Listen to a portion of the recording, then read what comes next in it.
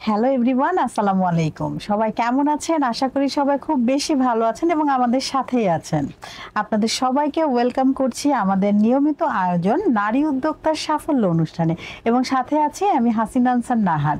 এবং প্রিয় দর্শক, আপনারা সবাই জানেন প্রতি পর্বেই কিন্তু আমাদের স্টুডিওতে একজন আমন্ত্রিত অতিথি থাকেন, তিনি একজন নারী উদ্যোক্তা।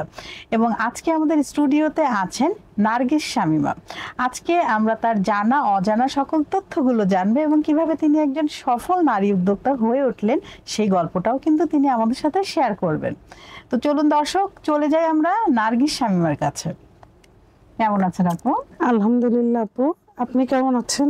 আমিও খুব ভালো আছি এবং আপনাকে দেখে খুবই ভালো লাগছে। আপনাকেও খুব ভালো লাগছে। Thank you so much. কি নিয়ে ব্যস্ততা যাচ্ছে? আমি তো আসলে রেগুলার ফুড নিয়ে বিজনেস করি, তো এটা নিয়ে আমার রেগুলারই ব্যস্ততা থাকে। আজকে যে এখানে আসলাম, তাও আমি ডেলিভারিটা কমপ্লিট করে দেন আমি রেডি হয়ে আসছি। দর্শক, যারা আসলে ওই যে বলে না যে রাধে সে কিন্তু চুলও বাঁধে, সো আপু তার কিন্তু যে রান্নার বিষয়টা সেটা কমপ্লিট করে সে এসেছে একটা অনুষ্ঠানে, তাহলে বুঝতে হবে যে একজন রন্ধন শিল্পী কত গুণে গুণান্বিত থাকে। আচ্ছা আপু, আপনার উদ্যোগের নাম কি? আমার উদ্যোগের নাম, আমার যেহেতু নিক নেমটা রুনি, আমার নাম দিয়ে রুনিস কিচেন, আমার মানে কিচেনের নাম, আমার পেজও রুনিস কিচেন নামে। যেহেতু আমাকে সবাই চিনে, অনেকেই চিনে, এই জন্য আমার নাম দিয়ে আমি এটা করেছি যেন সহজেই মানুষ আমার কিচেনটা চিনতে পারে এবং মানুষের মাথায়ও থাকে যে রুনি আপা রুনিস কিচেন। জি জি, বাহ, চমৎকার আইডিয়া। আপনি তো একজন উদ্যোক্তা। জি। উদ্যোক্তা হয়ে কত বছর থেকে কাজ করছেন? আমি বেসিক্যালি 2017 সাল থেকে ফুড নিয়ে কাজ করছি। তো প্রথম তো আমি আসলে ঘরেই একটা হাউসওয়াইফ ছিলাম, বাচ্চাদের দেখাশোনা করতাম। যেহেতু আমার হাজব্যান্ড বাইরে জব করা পছন্দ করেন না, তো ঘরে বসেই আমি ওই যে পড়ালেখা শেষ করে বিভিন্ন কুকিং ইনস্টিটিউটে আমি কোর্স করেছি। তো কোর্স করে ওই যে বাসায় এসে ক্রিয়েটিভ, এটা থেকে ওইটা, এটাকে এমন করলে কেমন হয়, মানে ফিউশন বেসটাকে ঠিক রেখে। তো সবাই আত্মীয় স্বজন যখনই আসতো, আমি খাওয়াতে খুব পছন্দ করতাম যে ওরা খেয়ে কি বলে। তো সবাই খেতেও পছন্দ করেন? না, খেতে না, খাওয়াতে পছন্দ, বেশি পছন্দ করেন। আচ্ছা। তো সবাই খেয়ে বলতো, আল্লাহ তুমি এত ভালো রান্না করো, তুমি কিছু করো। তো চিন্তা করলাম যে হ্যাঁ, কিছু একটা করা উচিত। তারপরেই শুরু করলাম। প্রথম বাচ্চাদের টিফিন নেই আমার শুরু করাটা। আমি হোমমেড অনেক সুন্দর সুন্দর ফ্রোজেন টিফিন বানাতাম বাচ্চাদের জন্য, আমার বাচ্চাদের জন্য। তো আমার বাচ্চারা যখন স্কুলে যেত, এক দিন এক একটা টিফিন আমি রেডি করে দিতাম। তো ওরা খেতে গেলে ওদের ফ্রেন্ডরা নিয়ে খেয়ে ফেলতো, খেয়ে মজা খেয়ে আমার মেয়েরা এসে বলতো কি আম্মু টিফিন তো আমাদের ফ্রেন্ডরা খেয়ে ফেলেছে। তখন আমি ভাবলাম যে আসলে ওদের মারা তো কর্মজীবী মহিলা, সকালে অফিসে চলে যান, বাচ্চাদেরকে না টিফিনটা দেয় যেহেতু, তা আমি টিফিন নিয়ে শুরু করি। তো প্রথম আমার শুরু হয়েছে ফ্রোজেন ফুড নিয়ে, স্ন্যাক্স নিয়ে। তো সব বাচ্চার মায়েরা দেখতাম যে আমার টিফিনটা নিয়ে বাচ্চাদেরকে দিত, যেহেতু বাচ্চারা আমার টিফিনটা পছন্দ করে। তখন কি আপনি পেজ খুলেছিলেন? না, তখন আমি পেজ খুলিনি। তখন ওই তো একজন থেকে একজন এরকম করে 17 সালে আমি পেজ খুলেছি 2019 সালে। আচ্ছা। আর 2 বছর এমনি অফলাইনে করেছেন। আপনি তো এসএসআর এবং ট্রেনার। জি জি, সে বিষয়ে একটু দর্শকদের বলুন যে আসলে যদি কেউ এসএসআর এবং ট্রেনার হতে চায় সেক্ষেত্রে আসলে কি করতে হবে? আসলে কুকিং বেকিং আমরা যেটাই করি না কেন, আমাদের যত অভিজ্ঞতা হবে ততই আমরা আরো উন্নত সফলতার দিকে যাব। এবং কোথায় যোগাযোগ করতে হবে, কিভাবে? আমাদের ঢাকা শহরে তো অনেকগুলি ইনস্টিটিউট আছে। আমি যেখানে করেছি সেটা হলো রংধনু একাডেমি, মিরপুর 10-এ। খুবই ভালো, আমি সেখানে অ্যাসেসর এবং ট্রেনার পার্টটা করেছি। আপনারাও ইচ্ছা করলে করতে পারেন। আমার মনে হয় ওই ইনস্টিটিউটটা খুবই কমফোর্টেবল সবার জন্যই এটা খুব ভালো বলে মনে হয়, বিশেষ করে নারীদের জন্য। নারীদের জন্য। সব জি। ইনস্টিটিউটই ভালো, তার মধ্যে হয়তো আপু সেখানে করেছেন। তবে আমি একটু জানিয়ে রাখি আপনাদের, আপনারা যদি যারা রান্না নিয়ে কাজ করছেন, যারা ফুড অ্যান্ড বেভারেজ প্রোডাকশন এবং বেকারি অ্যান্ড পেস্ট্রি প্রোডাকশন নিয়ে কাজ করছেন, তারা অবশ্যই সার্টিফাইড হওয়া উচিত। যেমন আমাদের লেভেল 1, লেভেল 2, লেভেল 3 কিন্তু আছে। এনএসডি এর আন্ডারে হচ্ছে ন্যাশনাল স্কিল ডেভেলপমেন্ট অথরিটি। সেখানে কিন্তু আপনারা যোগাযোগ করতে পারেন। বিভিন্ন ইনস্টিটিউটে হচ্ছে তারা কিন্তু পোস্ট দেয় তাদের পেজে, তো সেখানেও আপনারা যোগাযোগ করে কিন্তু এটা করতে পারেন। এবং এইটা করার পর আপা যেটা করেছেন সেটা হচ্ছে এনএসডি এর এসএসআর পার্ট অ্যান্ড হচ্ছে আপনার ট্রেনার পার্ট, দেন আপনারা তখন সেটা করতে পারবেন। কিন্তু প্রথমেই আপনারা এসএসআর অ্যান্ড ট্রেনার পার্টটা করতে পারবেন না, আগে আপনাকে স্কিল লেভেলটা পার করে আসতে হবে, ঠিক না আপা? জি জি অবশ্যই। এবং আপা কিন্তু মানে আগের থেকে এখন বেটার পজিশনে আছেন। হ্যাঁ, তো এরকম আপার মতো যদি কেউ হতে চান যে না আমি আসলে ক্যাটারিংও করব, আমি সেই বিষয়ের উপরে পারদর্শী তো হবই এবং আমার মানে আমি সার্টিফাইডও হব, তাহলে আপনারা অবশ্যই এই লেভেলগুলো পার করবেন। আর আমার মনে হয় এগুলো করা উচিত। উচিত উচিত অবশ্যই অবশ্যই করা আচ্ছা, উচিত। আপনি তো উদ্যোক্তা, তো জি। এখন আসলে উদ্যোক্তার ডেফিনেশনটা কি? অনেকেই কিন্তু ব্যবসায়ী উদ্যোক্তা সব গুলিয়ে ফেলছে, আবার যারা সেলার তারা নিজেদেরকে কিন্তু উদ্যোক্তা বলছে। তো এই বিষয়টা একটু আপনার বলুন। উদ্যোক্তা বলতে আসলে আমরা নতুন কোনো কিছু করার উদ্যোগ নিয়ে পরিকল্পনা করে আমরা ঝুঁকি বহন করে অবশ্যই ঝুঁকি আমরা উদ্যোগটা নিই এবং আমরা মুনাফা করার চেষ্টাটা করি, সেটাই হলো উদ্যোক্তা আমার যেটা মনে হয় আর কি। না, অবশ্যই। হ্যাঁ।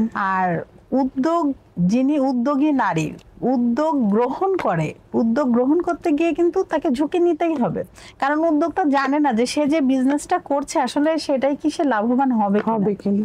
এবং যিনি উদ্যোক্তা হবেন সে 6 থেকে 1 বছর কিন্তু তার বিজনেসে লাভের আশা তাকে বাদ দিতে হবে। প্রথমে পরিচিতিটা আনতে হবে, দেন লাভের আশা করতে হবে। এই বিষয়গুলো মাথায় নিয়ে কিন্তু মানে অনেক চিন্তা ভাবনা করে একজন উদ্যোক্তার জীবনে প্রবেশ করে। আচ্ছা, আপনার তো কাস্টমার অনেক হ্যান্ডেল করা লাগে। জি। তারা কল দেয়, অর্ডার করে অথবা ইনবক্স করে, তো এগুলো আসলে কিভাবে হ্যান্ডেল করেন আপনি? আপনার কি ডেলিভারি ম্যান আছে? ডেলিভারি সিস্টেমটা আসলে আমাদের এখনো এতটা ডেভেলপ না। আমরা ধরেন একটা মানুষ দুপুরে লাঞ্চ করবে, একটা হচ্ছে 1:30টার মধ্যে, আমরা চিন্তা করবো 11টার থেকে 11:30টার মধ্যে আমাদের ফুডটা রেডি করা, দেন ডেলিভারি ম্যানের কাছে হ্যান্ড ওভার করা। তো দেখা যায় যে ডেলিভারি ম্যান আসছি, ফোন দিচ্ছি, হ্যাঁ আসছি, রাস্তায় গুরুত্বের সাথে দিচ্ছে না। সেই কারণে আমাদের কিন্তু অনেক সময় কাস্টমারদের রিভিউটাও খারাপ আসতে পারে শুধু ডেলিভারি ম্যানের কারণে। আমরা তো ফুডটা রেডি করেছি টাইমলি, কিন্তু ডেলিভারি ম্যান যদি দেরি করে সেই ভোগান্তিটা কিন্তু আমাদেরই হয়। তাই না? কি করেন মানে তখন কি নিজেই বা নিজের কাউকে পাঠিয়ে? না, আমি বেশিরভাগ আমার পার্সোনাল ডেলিভারি ম্যান আছে আমার এরিয়া, যেটা আমি উত্তরায় থাকি। একজন তো রিস্কি হয়ে না, 2জন, ওরা উত্তরা এরিয়াটা কভার করতে পারে। আপনি বেশিরভাগ অর্ডারটা কোথা থেকে নিচ্ছেন, মানে উত্তরাতেই নাকি হচ্ছে উত্তরার বাইরে? আমি পুরো ঢাকাতেই অর্ডার। হ্যাঁ, দূরেরটা দিতে আমাকে একটু মানে অনলাইনে ডেলিভারি ম্যানদের শরণাপন্ন হতে হয়, কিন্তু ওরা বেশিরভাগই টাইমলি জিনিসটা পৌঁছাতে পারে না। পাঠাও কি ব্যবহার করেন? হ্যাঁ হ্যাঁ, পাঠাও ব্যবহার। তখন সেক্ষেত্রে পাঠাও হয়তো বা দ্রুত চলে আসে, কিন্তু ওরা কোয়ান্টিটিটা বেশি হলে ওরা একটু এতটা আমাদের নেওয়া উচিত না, আমরা এতটা নিতে পারবো না, এরকম আর কি। মানে আছে অনেক ডেলিভারি সিস্টেমটা আমাদের আরো ডেভেলপ হলে আমাদের উদ্যোক্তাদের জন্য আরো ভালো হবে। দর্শক, অনেক সময় দেখা যায় অনেকেই কিন্তু ক্যাটারিং করতেন, এখন ছেড়ে দিয়েছেন বিরক্ত হয়ে, কারণ অনেক সময় এই যে ডেলিভারি ম্যানের যে একটা বিষয়টা থাকে এটা আসলেই ভোগান্তির শিকার হয় আমাদের অনেক নারী উদ্যোক্তারা। অনেকে কিন্তু এই কারণে মানে খাবারের বিজনেসটা থেকে একটু দূরে সরে আসছে। তো এরকম যদি ডেলিভারি ম্যান বা ডেলিভারি সার্ভিস যদি আরো চালু হতো তাহলে আমার মনে হয় আমাদের উদ্যোক্তাদের জন্য অনেক ভালো কিছু হতো। সবসময় কি কাস্টমার থেকে পজিটিভ রিভিউ পান? আর যদি কখনো নেগেটিভ রিভিউ পান তো সেক্ষেত্রে আসলে আপনি কি করবেন?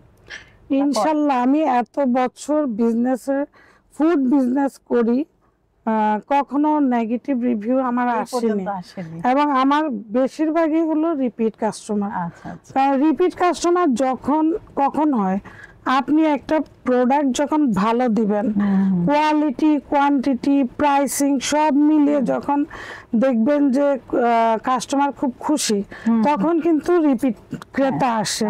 তো আমার ম্যাক্সিমামে আল্লাহর রহমতে এই 6-7 বছরের বিজনেসে সব রিপিট। এবং তাদের থেকে আরো নতুন রিপিট হ্যাঁ, ওরাও রেফার করছে। ধরেন ওদের বাসায় কেউ খেতে গিয়েছে, আচ্ছা খাবারটা কোন জায়গার, তখন বললো আচ্ছা পেজের লিংকটা দাও, তখন এরকম করে নতুন ক্রেতা আরো বাড়ছে, ডে বাই ডে বাড়ছে। আলহামদুলিল্লাহ। একজন উদ্যোক্তা কিভাবে কাস্টমার হ্যান্ডেল করবে, মানে করলে ভালো হয়? অবশ্যই নমনীয় হতে হবে, বিরক্ত হওয়া যাবে না। অনেক সময় আমাদের কাস্টমার তো সবাই একরকম না, কেউ আছে যে খুবই ভালো, হয়তো ওনার কোয়ান্টিটিটা কি, কতজনের খাবার লাগবে, কোন ডেটে লাগবে, লাঞ্চে লাগবে না ডিনারে লাগবে না ব্রেকফাস্ট লাগবে, জাস্ট মেসেজটা করে দিয়ে দেয়। আমি মেসেজটা ফ্রি হয়ে দেখলাম, আমি বলে দিলাম যে ওকে ইনশাল্লাহ। আর কোনো কিছু কয়েকজন আছেন যে 1 সপ্তাহ আগে আমাকে একটা অর্ডার করলো, এটার জন্য রেগুলার একবার ফোন দেয় যে আপু আমার কথা মনে আছে তো, আমার অর্ডারটা মনে আছে তো। তো মাঝে মাঝে অনেক ব্যস্ততার মাঝেও আমি ফোনটা রিসিভ করি, বিরক্ত হই না, কারণ এরাই তো আমাদের, ওদেরকে নিয়েই তো আমাদের কাজ, আমাদের ওদেরকে খুশি করাটাই আমাদের উদ্যোক্তাদের জীবনের সেবামূলক। তো বিরক্ত হই না, কিন্তু মাঝে মাঝে হ্যান্ডেল করতে একটু সময়টা আর কি কভার হয় না। আপনি এই যে ডেলিভারিটা দিচ্ছেন, এতগুলো কাজের অর্ডার নিচ্ছেন, নিশ্চয়ই আপনার হেল্পিং হ্যান্ড আছে। তো আপনার আন্ডারে আসলে কতজন জব করছে? আমার আন্ডারে 4 জন একদম পার্মানেন্ট, ওরা থাকে আমার এখানে, সারা দিন রাতে ওরা কাজ করে, এবং ওরা ইউজ টু হয়ে গেছে। ওরা কেউ 4.5 বছর, কেউ 6 বছর, কেউ 5 বছর, কেউ 3 বছর করে কিছু শেখানো তাদের লাগছে না। এটা আমার একটা পজিটিভ দিক, যে ওরা বুঝে ফেলে আমি কোন জিনিসটা বানাবো, খালি মুখ দিয়ে বলি, ওরা সব ইনগ্রেডিয়েন্টস রেডি করে, জাস্ট আমি রান্নাটা করি। মানে কোনটা কিভাবে কাটতে হবে, কোনটার কি, ওরা সব বুঝে গেছে। দর্শক, নার্গিস শামীমা শুধু নিজেরই হচ্ছে মানে উপার্জন করছেন না নিজের জন্য, তিনি কিন্তু মানে নিজের কর্মসংস্থানই শুধু করছেন না, ওনার আন্ডারে যারা আছেন তাদেরও কিন্তু কর্মসংস্থান করছেন। তো যারা উদ্যোক্তা বোনেরা আছেন, আসলে তারা আমাদের দেশের যে অর্থনৈতিক দিক থেকেও কিন্তু অনেককে স্বাবলম্বী করছেন এবং অর্থনৈতিক দিক থেকে অনেক উন্নত করছেন আমাদের দেশকে। শুধু মানে চাকরি যদি সবাই দেয় তাহলে চাকরি যদি সবাই নেয় তাহলে চাকরি দেবেটাকে। তো আমাদের যারা উদ্যোক্তা আছেন তারা কিন্তু যেমন নিজের কর্মসংস্থান করছেন এবং আরো সবার। তো এটা অবশ্যই একটি ভালো দিক আমি বলবো, কারণ সবাই চাকরির আশায় ছুটা, আসলে এটা আমাদের যে তরুণ সমাজ এখন বর্তমানে সবাই কিন্তু উদ্যোক্তা হতে যাচ্ছে। এবং আমার মনে হয় যে প্রতিটা স্কুলে, কলেজে এবং যে ইউনিভার্সিটি লেভেলগুলো আছে সেখানে আসলে আলাদা একটা উদ্যোক্তা হওয়ার জন্য একটু একটা ক্লাস রাখা উচিত এবং প্রশিক্ষণ দেওয়া উচিত, যে ওদের এই উদ্যোক্তা হবার মনোভাবটা আসলে এই স্কুল, কলেজ বা ইউনিভার্সিটিতেই আসলে তৈরি করতে হবে। কারণ ফিউচার যা আসছে, আমাদের তো দিন দিন জনসংখ্যা বাড়ছেই, আর এত চাকরি তো আমাদের সম্ভব না। সো আমাদেরকে উদ্যোক্তা হতে হবে, নতুন নতুন জিনিস উদ্ভাবন করতে হবে, এবং আমাদের যে প্রযুক্তি আছে সেটার ব্যবহার করে আমাদের যে তরুণ সমাজ তারা কিন্তু আরো ভালো কিছু আমাদের দেশের জন্য দিবে। কারণ সবাই দেখা যায় এখান থেকে বড় ডিগ্রি নিয়ে কিন্তু বিদেশে চলে যাচ্ছে, তাহলে আমাদের দেশে থাকছে কে?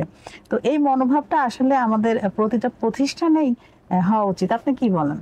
অবশ্যই আমাদের এখন আমাদের দেশে চাকরির মানে সোনার হরিণ বলা যায়। তো আমি মনে করি প্রত্যেকটা মানুষেরই কোনো একটা উদ্যোগ নিয়ে এগিয়ে যাওয়া, সফল হওয়ার চেষ্টা করা উচিত।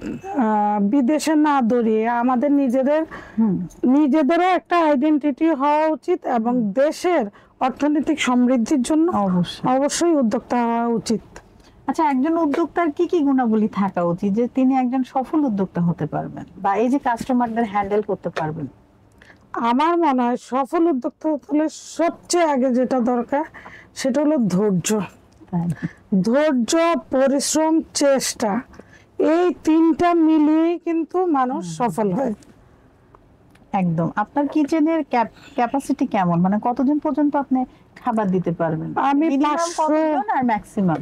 মিনিমাম আমি 5 জন 10 জনের নেই, কারণ এখনকার কর্মজীবী ব্যস্ত মহিলারা বাসায় সময় দিতে পারে না। দেখা যায় যে ওরা ফ্যামিলি মেম্বার 3 জন 4 জন, হয়তো 2 বেলার জন্য 5 জনের খাবার নিল বা 6 জনের খাবার নিল, তখন তো ওদেরকে আমার দিতে হয়। এবং এটাই তো আমাদের কাজ, আমরা উদ্যোক্তা হয়েছি ওনাদের চাহিদাগুলি পূরণ করার জন্য। সেই জন্য আমি 5 জন 6 জনের তো নিই। মানে মিনিমাম আপনি 5 থেকে শুরু করেন আর ম্যাক্সিমাম 500।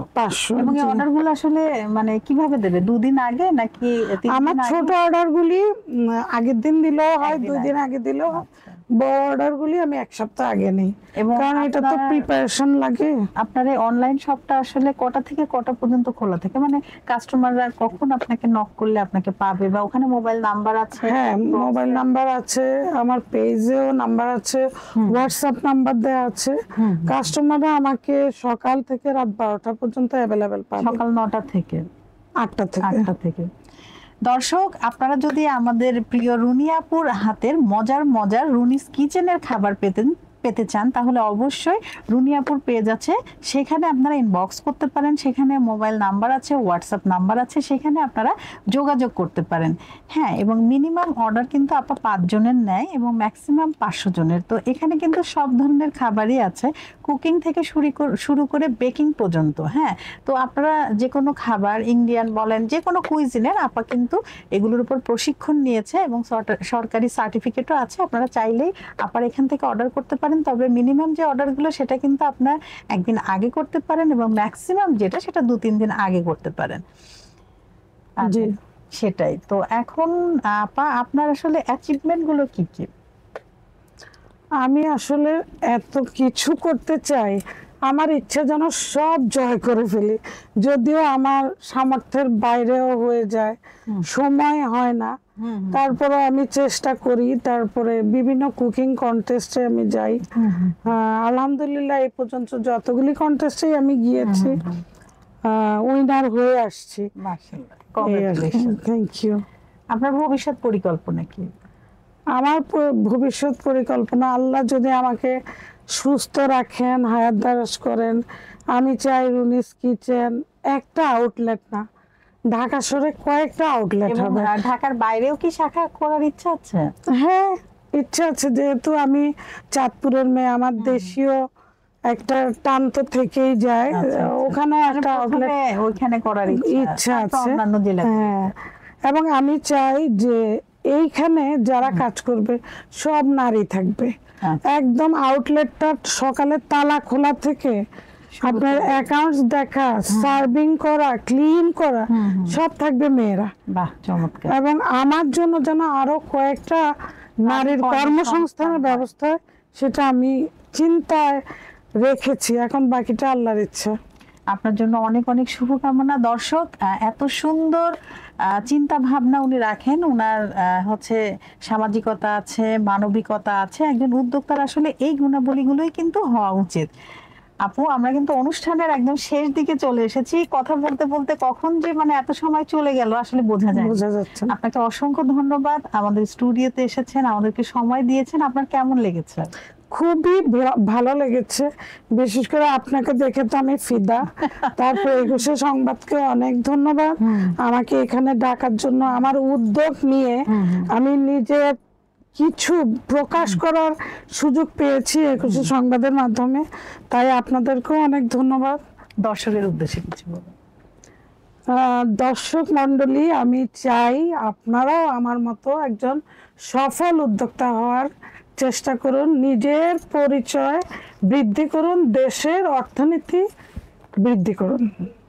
অনেক ধন্যবাদ।